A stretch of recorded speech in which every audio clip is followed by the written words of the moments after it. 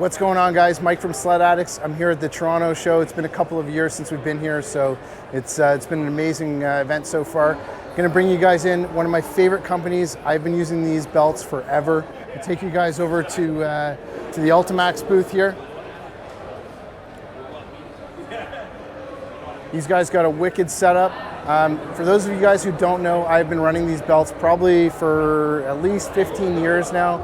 We haven't done too much on the channel yet with them, but we're going to start to show you guys some of the different belts that we've been running, specifically the XS821 on my 850s. As soon as that 850 comes home, that skidoo belt goes off and this XS821 goes on it.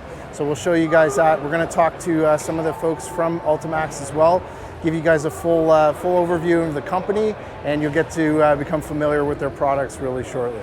All right, guys.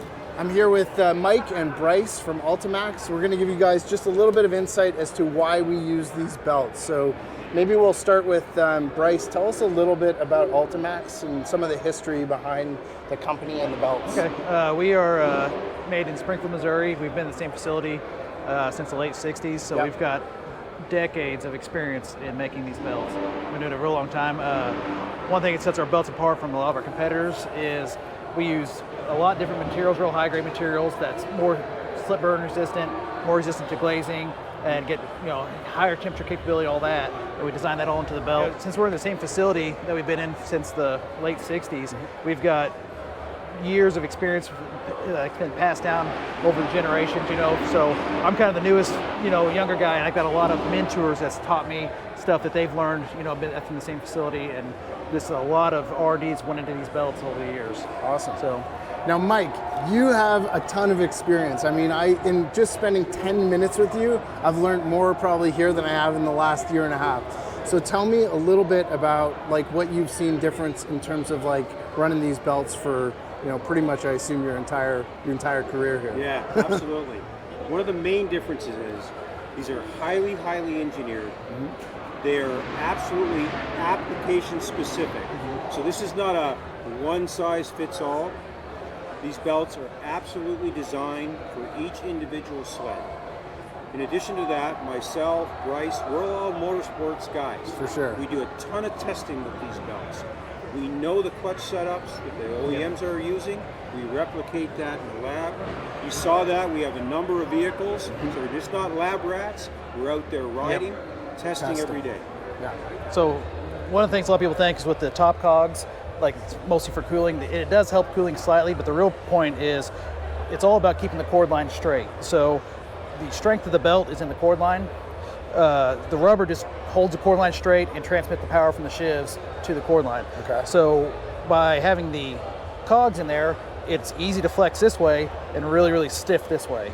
And you can kind of feel it in this sample of rubber. If you feel it, it'll bend one way real easy, and the other way you can't bend it at all.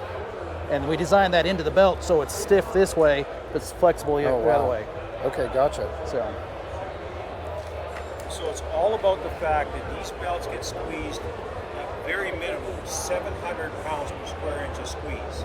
Okay, and then it goes up from there depending on the clutch kit you're using, the operation of the terrain, the snow, that type of thing. The power of the sled, yes. Yep. So we work very hard at making sure that that belt does not get squeezed and cut. Yep. That translates to absolute perfect performance. As you can imagine, as that belt moves up and down those sheaves, it keeps perfect alignment and contact, collision, and interface to both the primary and secondary. Okay. Yep. So one of the things that we know with the 850s that we've seen is I call it RPM fade. So at the high end on those 850s, we notice that those belts are heating up really fast, and often you're not getting full max RPM on them. So how is that different because when you put on the Ultimax, I know right away I'm not seeing that same effect, right? So why is that happening? A lot of that's due to the base polymer and the compound, how we develop the compound. Yeah. So we use an HMBR for most of our high performance stuff, and it's a lot more expensive polymer than what everybody else uses, but it gives us better characteristics and better performance by doing that. And we can handle higher temperatures, and the slip burn is really big too in sleds. Like that's one of the big failures people have. That's complete operator failure. Yeah. But we're much more resistant to that than any of our competitors are because of the materials we use. Okay, awesome. Well, guys, I appreciate it. It's been a pleasure for me to even Yeah. be here and great finally meeting meet you. you Yeah. and get to learn a little bit about, honestly, my favorite belts out there. So I good. appreciate it. Thank you very much. Okay, buddy. Appreciate it. Thank you. If you liked that video, be sure to hit the like button and subscribe to the Sledaddicz YouTube channel, where we release content on everything snowmobiling. Also, hit that bell icon so you can be updated every time we release new videos.